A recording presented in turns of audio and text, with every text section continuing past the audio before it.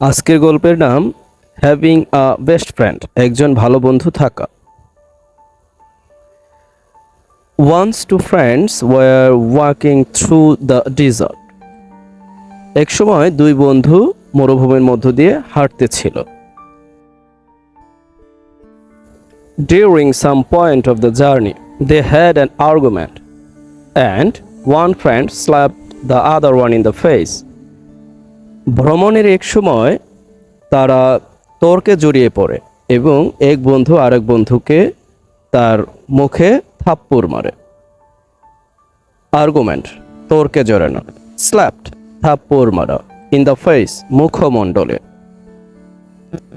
The one who got slapped was hurt but without saying anything he wrote in the sand, today my best friend slapped me in the face.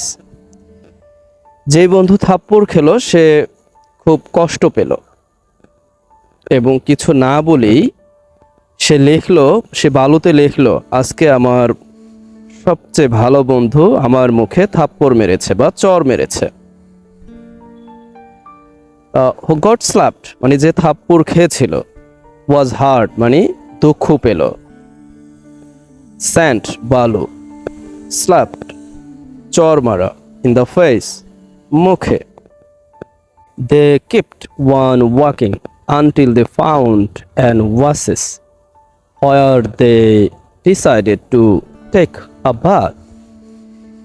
তারা হাঁটতেছিল যতক্ষণ অবধি তারা একটি মরু উদ্যান দেখতে পেল এবং সেখানে তারা সিদ্ধান্ত নিল গোসল করার। কিপ্ট ওয়ান মানে চালিয়ে যাওয়া, ওয়াকিং হাঁটা, আনটিল পর্যন্ত, দে ফাউন্ড মানে পেয়েছিল, ওয়াসিস মরুদ্যান।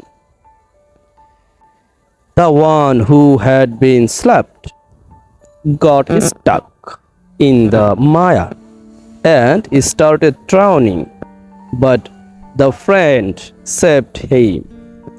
যে বন্ধুটি থাপ্পড় খেয়েছিল সে আটকে যাচ্ছিল মাটিতে এবং সে তলিয়ে যাচ্ছিল মানে নিচের দিকে চলে যাচ্ছিল, কিন্তু তার যে অবশিষ্ট বন্ধু সে তাকে উদ্ধার করেছে বা রক্ষা করেছে। স্টাক মায়ার হচ্ছে মানে কদামাক্ত বা কাদা, ড্রাউনিং মানে তলিয়ে যাওয়া, ড্রাউনিং তলিয়ে যাচ্ছিল, স্টাক আটকে যাওয়া, গট স্টাক মানে আটকে যাচ্ছিল। After he recovered from the near drowning he wrote on a stone, today my best friend saved my life. আজকে সে যখন মানে মুক্ত হলো, সেই একেবারে ডুবে যাচ্ছিল বা তলিয়ে যাচ্ছিল, সেই পর্যায়ে এরপরে যখন মুক্ত হলো তখন সে একটা পাথরের উপর লেখলো, আজকে আমার বন্ধু আমার জীবন রক্ষা করেছে। রিকভার্ড ফ্রম মানে উদ্ধার করা বা ফিরিয়ে আনা। নিয়ার ড্রাউনিং প্রায় তলিয়ে যাচ্ছিল, ড্রাউনিং তলিয়ে যাওয়া বা নিচে চলে যাওয়া, স্টান পাথর, সেভড মানে রক্ষা করা।